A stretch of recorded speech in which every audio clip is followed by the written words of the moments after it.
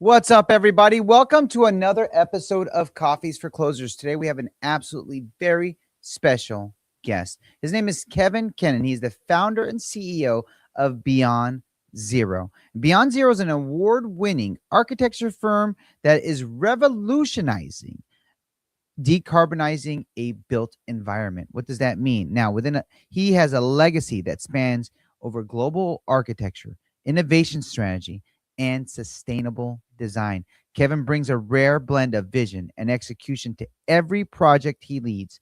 His work has been exhibited at MoMA and the Venice Biennale, and he's known for pushing boundaries from iconic skyscrapers to breakthrough tech platforms. At Beyond Zero, Kevin is pioneering the future of carbon negative buildings. That's right, guys, carbon negative buildings, combining both deep architectural expertise and cutting edge science. He's transforming the climate crisis into a design challenge. His story is one of creativity, conviction, and commitment to a better built world.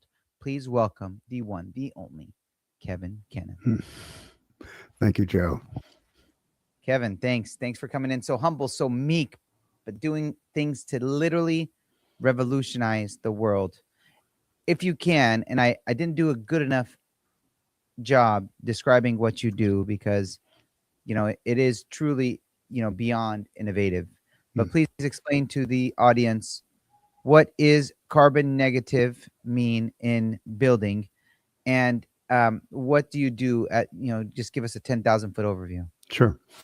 Well, I think a lot of people might be surprised that over 40% of global greenhouse gases, that those emissions come from the built environment, some from buildings and cities. And so many of us who are in the building industry, have developed a sense of responsibility about that. And that goes beyond just making sure that we build buildings that do their best to minimize those greenhouse emissions, but also to build safely, to build lean and efficiently. And so there's just basically a whole movement out there of determined individuals who are changing the landscape of how we build.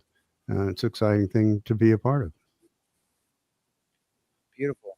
Now, you've been such a legend in architecture in general.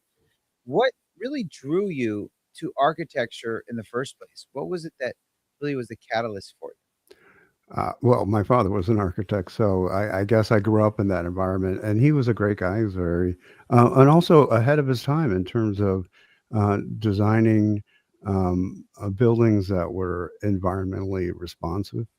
And so I guess I have that in me, and I grew up in just south of Los Angeles, and I think one of the first things that I loved about being in that environment was those crazy houses that were always built on the side of cliffs that they looked like they were barely being supported, and I thought those things were so cool. So there's something about living on the edge, I guess, that drew me to explore architecture, and it's just continued to be a very fulfilling career ever since. Now, when did you start Beyond Zero? Recently, Beyond Zero is actually a real estate development company, and we specialize in wilderness hotels and resorts. And when you build anything in extreme environments, you have to build with nature. You can't just come in there and bulldoze things, because conservation is a big part of what we do. I see. So as you still have your normal architecture firm that does the big. That's right. I have a separate firm. I wear lots of hats. So that's part of my daily existence. So I have a separate firm that just does architecture, and I have another firm that just does real estate development, which is Beyond Zero. Now, what do you think the future looks like with the strategy your building strategy now to decarbonize current builds. What does that future look like? What motivated you to decarbonize and create, a healthier building? Well, yeah. So first of all, what's really exciting is there are so many incredible tech oriented, green technology oriented startups and companies out there. They're doing incredible things. So the in a way the horse has left the barn, the genie's out of the bottle.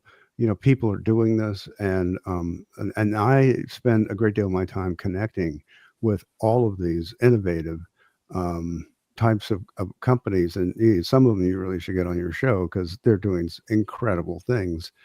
Um, and that so our world is changing, and it's going to change rapidly. I think, especially with AI already, but certainly with robotics in terms of how we build and how we build in extreme environments.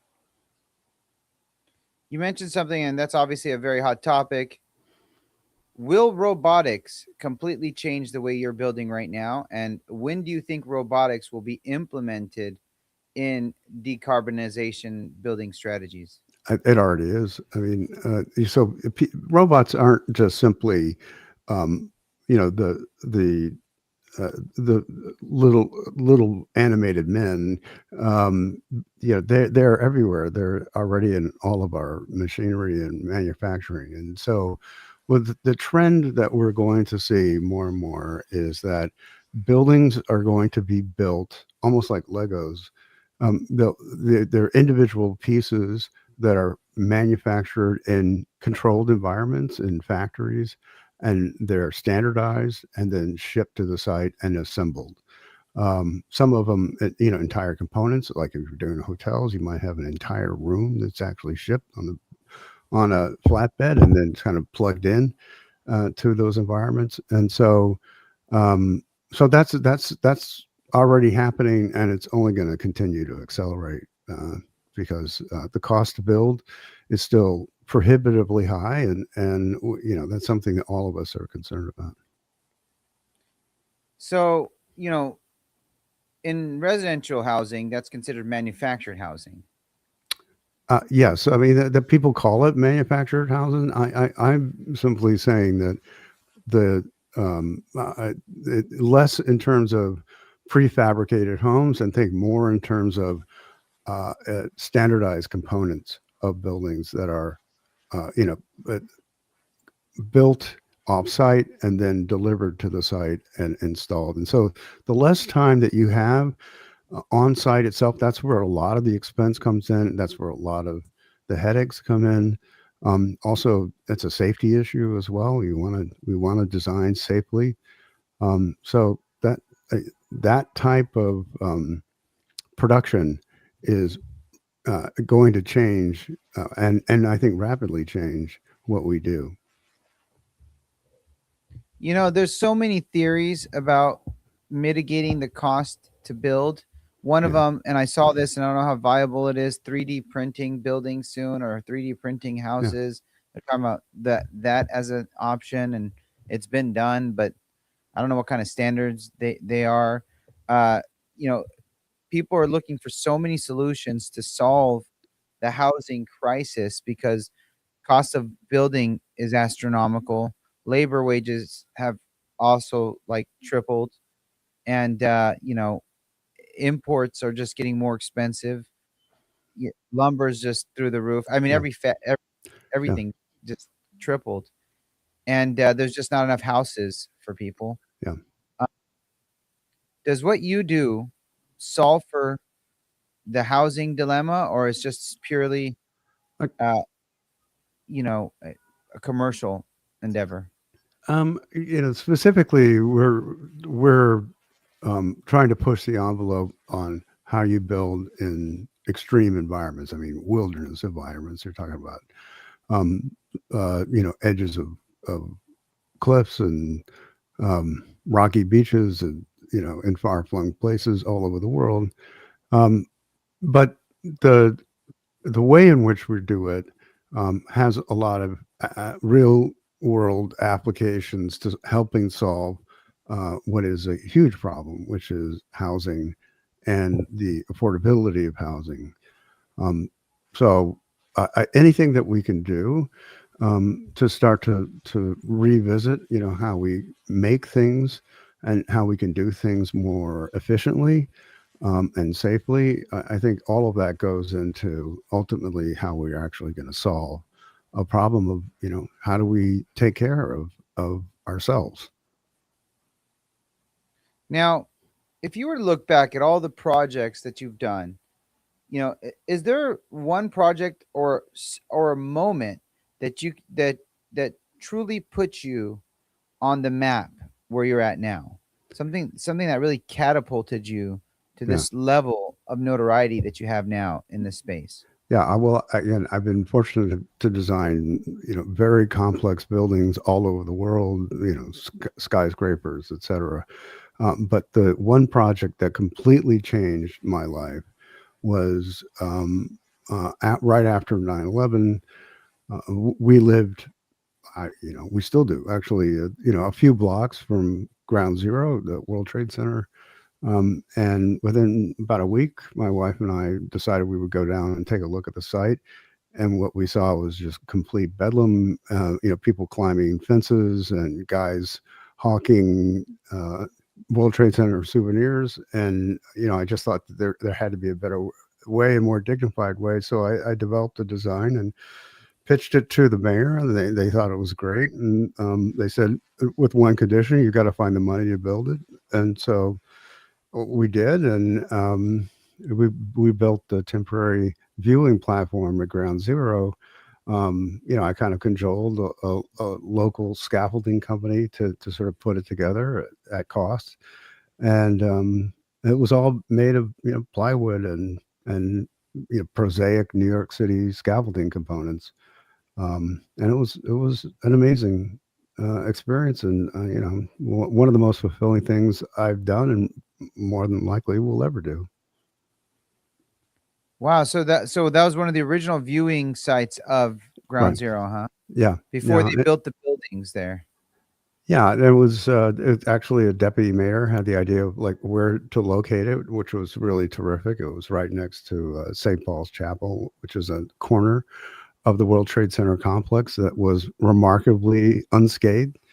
Um, and behind it was a cemetery with about 300-foot tall sycamore trees there, and we located adjacent to that, and so it was an elevated platform. So you kind of ascended up to the about 25 feet up in the air, and you couldn't hear a thing.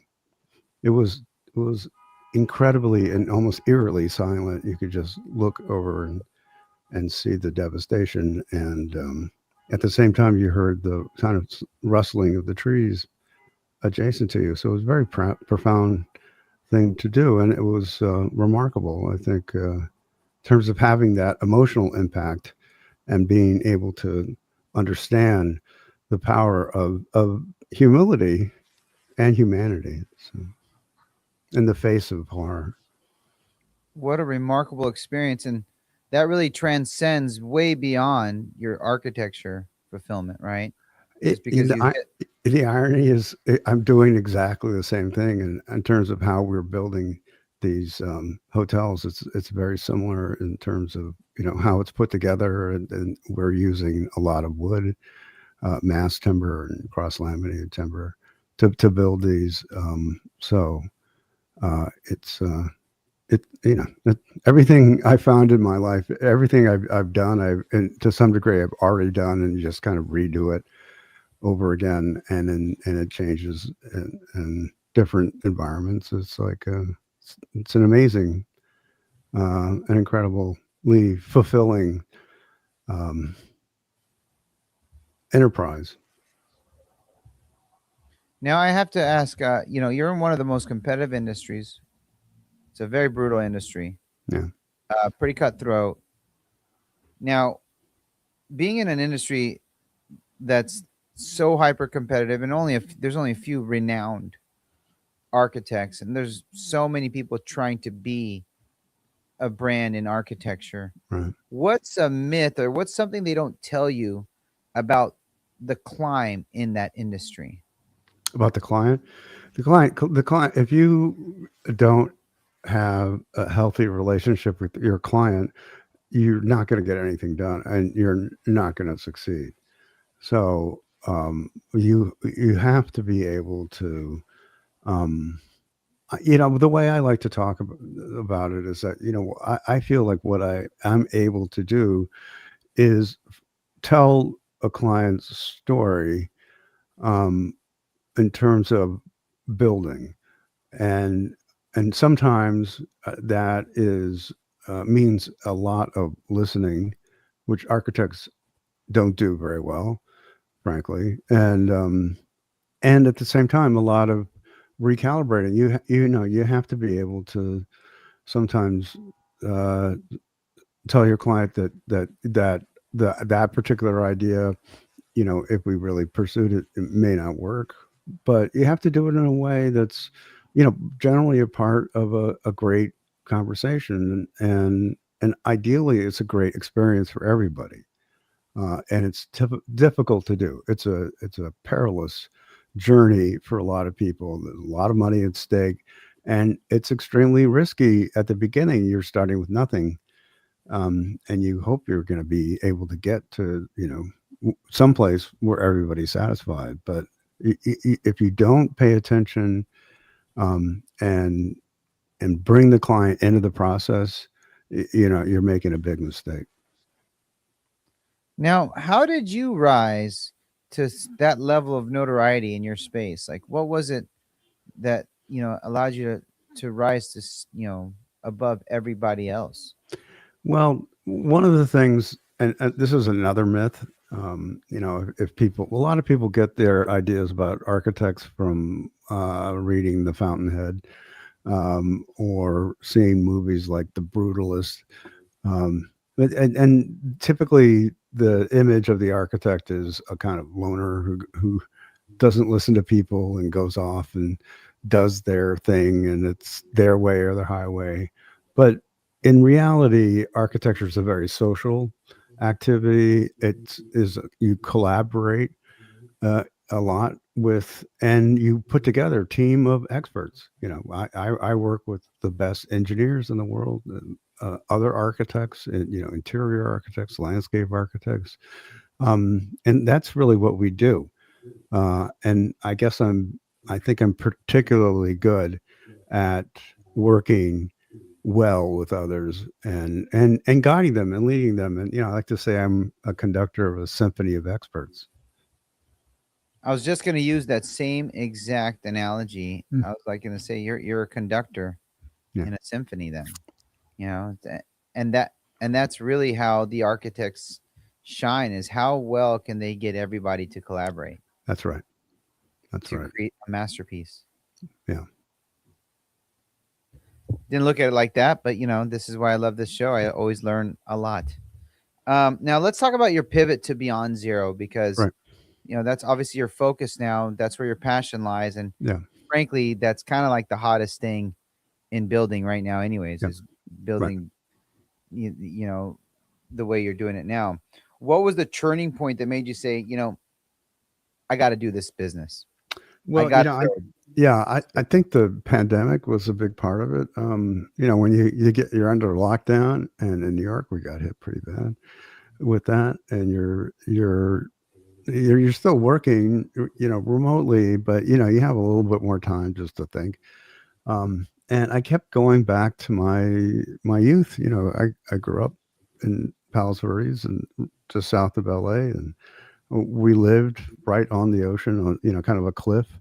uh, and I think, the thing about living on in California, in particular, you're always faced with the power of nature. If you live on that sort of edge there, either it's floods or fire or landslides, or what have you. You're dealing with some pretty significant forces of nature. And I grew up in that milieu, and I spent a lot of time outdoors, and hiking and surfing and skiing and going all over California, which itself is just incredible. And I'm very fortunate to have done that. So I guess it just kind of came back. I started thinking more and more about that, and then I was asked by a major country in the Middle East to evaluate a hotel in an area that was not dissimilar to Monument Valley in the U.S. And they wanted to put a 500 room hotel on the top of a beautiful mesa with nothing else around it, just incredible landscape. And I masked it out for them and did a feasibility study. And then I told them they were crazy. They didn't like that idea, but I did think it was an actually really interesting thing to pursue, but on a much smaller scale that would be more appropriate for the beauty of the site. Now, let me ask you: there's a lot of misconceptions about this decarbonization movement in Yeah, architecture now. yeah. What do you think the biggest misconception is with decarbonization in architecture right now? I think there's a lot of what we call greenwashing. Where or kind of bean counting, where you're there's something called LEED, and it's a organization that essentially assigns points for if you do X, Y, and Z, you get so many points, and we add up all those points, and you either get a LEED silver or gold or platinum. Um, and I don't think that's really enough. I mean, I think people should really look at everything they do in terms of the specificity of that site and what its impact is going to be, not just in terms of can I, lower my greenhouse emissions, but also what am I doing with the local community? How are you giving back to it? How am I impacting the land itself? And am I conserving? Am I, what are so taking a sort of longer view about the impact of what we do, and and then imbuing that sense of responsibility on everyone. And I found in my career when everybody has a stake in uh, the enterprise of putting something together and developing pride in what they do, you just get a better outcome. I really want everyone to feel like they built the building, not me. But you know, so I love that. Now, you know what? We're hearing so much right now about sustainable buildings and eco designs, mm, but Beyond Zero takes it further than that. mm. How are you actually making buildings carbon negative? Well, we start with um, I would say we'd start from a conservation first, a sort of nature first approach.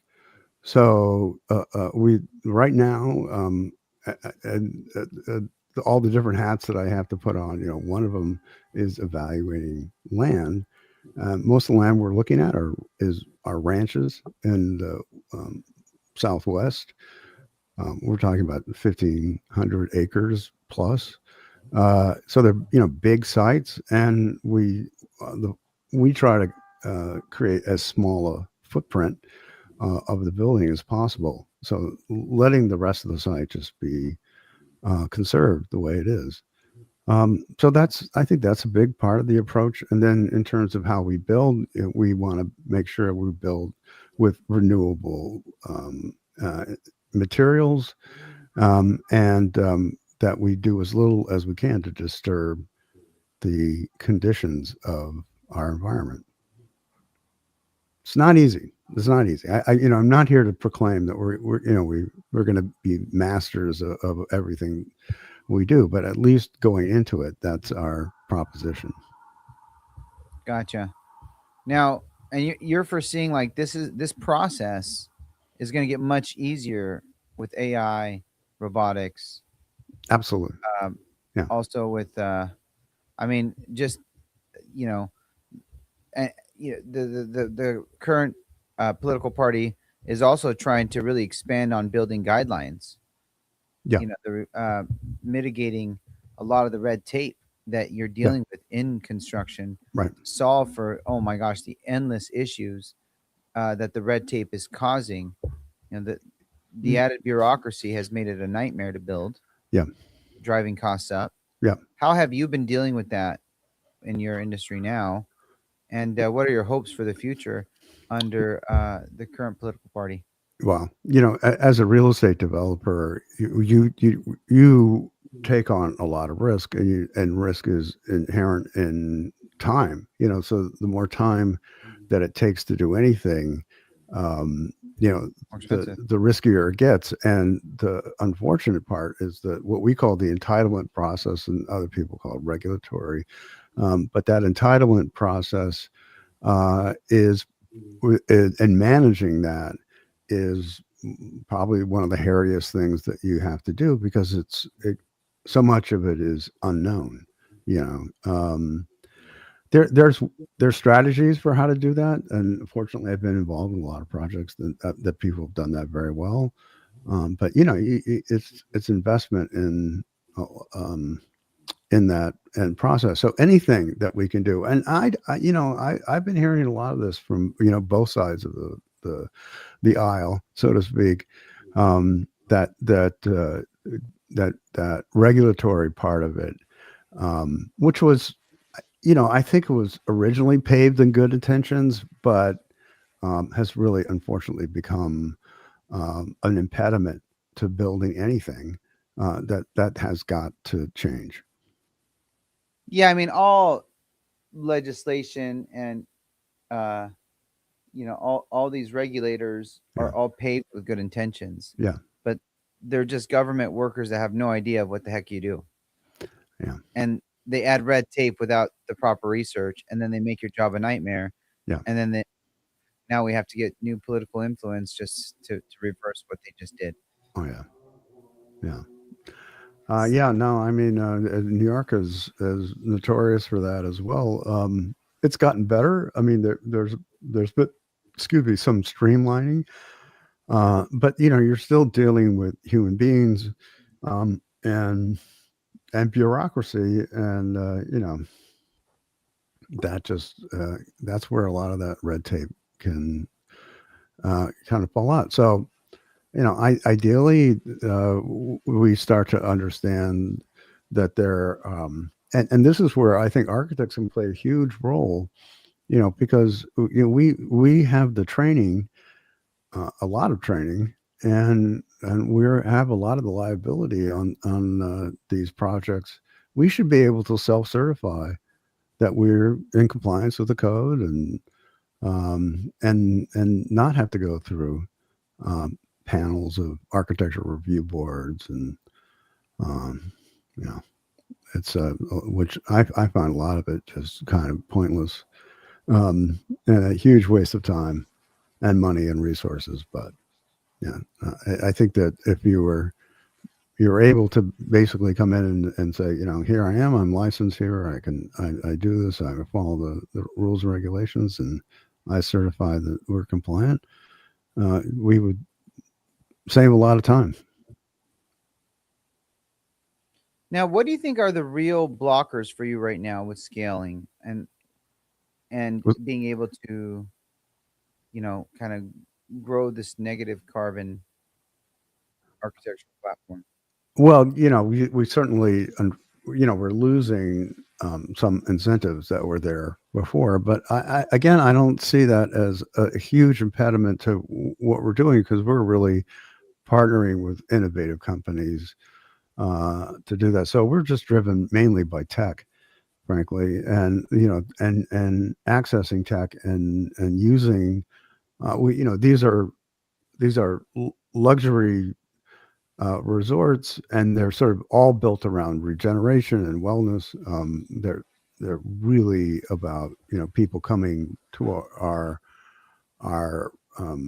one of our hotels, and regenerating, resetting in an incredible environment of pristine beauty. I mean, that's really what we're trying to achieve.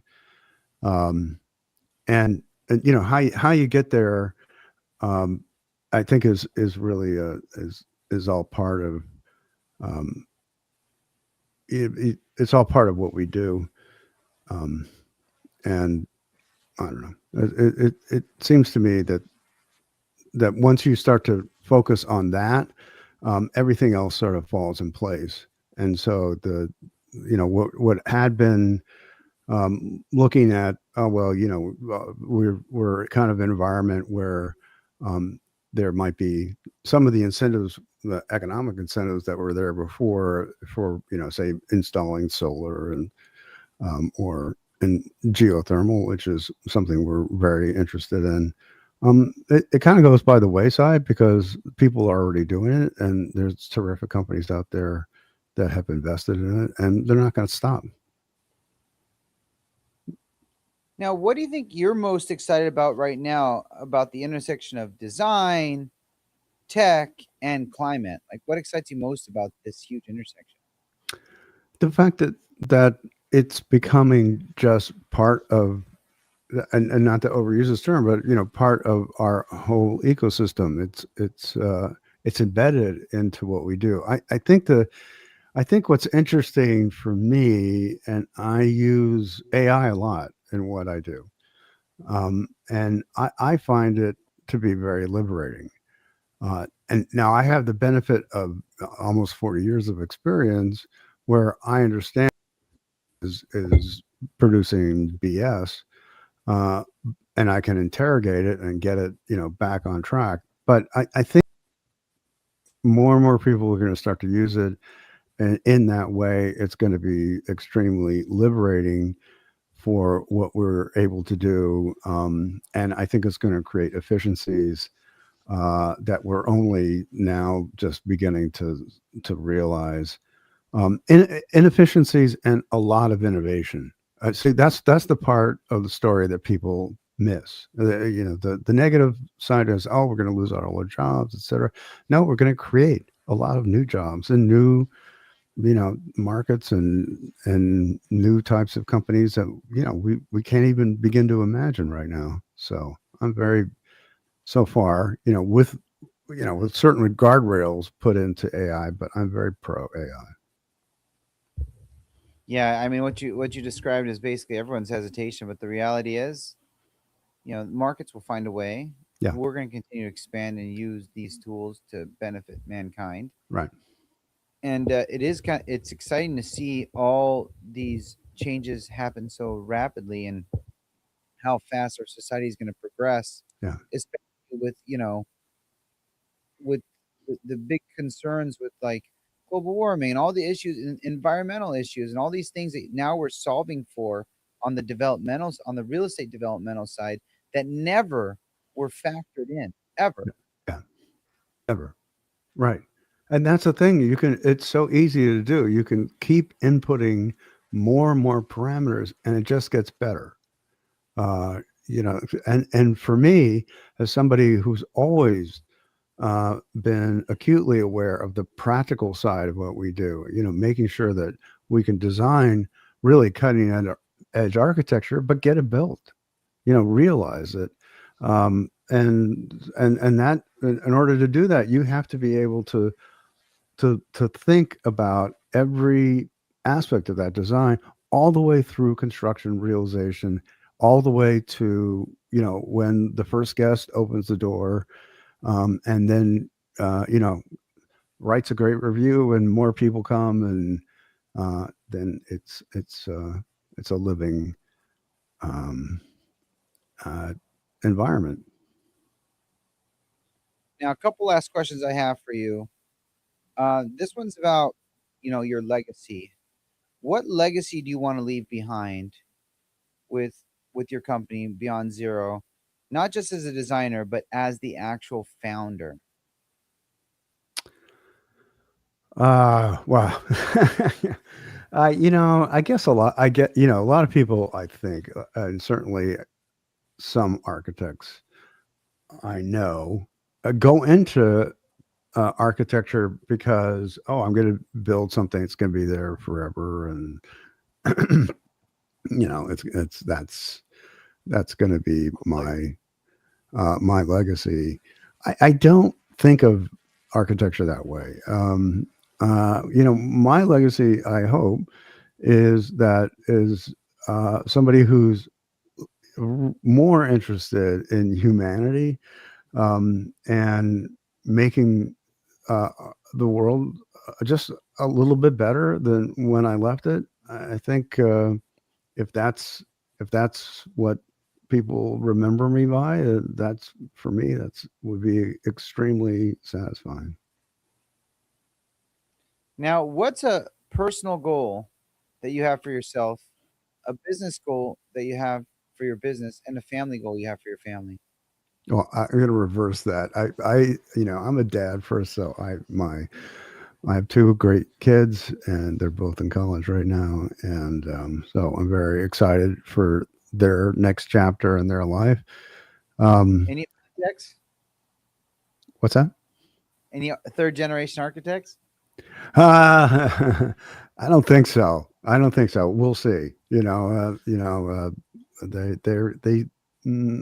they kind of strike me as being more academics, but we'll see. You never know. And if they do, that's great. It's not anything that I necessarily proselytize. Uh, but and in terms of my business goals right now, I really am excited about this journey that I'm on. When I talk to my investors, I talk to the talk, and real estate is a different kind of investment, because it's you're investing typically for the long term. It's not like buying stocks. And so, I always tell people who are investing with us that, for real estate, you have to imagine yourself living there, or staying there, or going to work there. If you can't do that, just walk away. If you can't project, that it's something you want to do.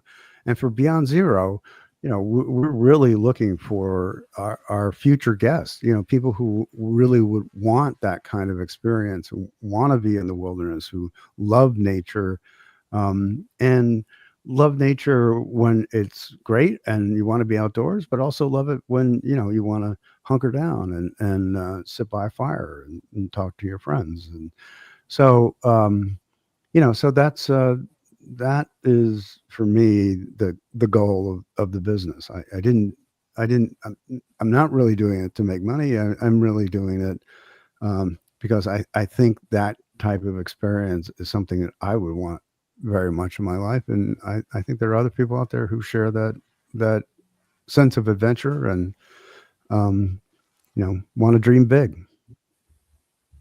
And your personal goal?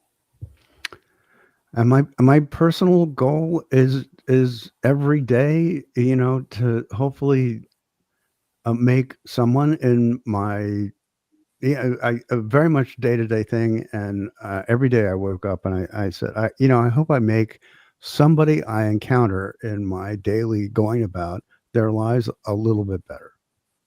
That's it. You know. That's what it's about.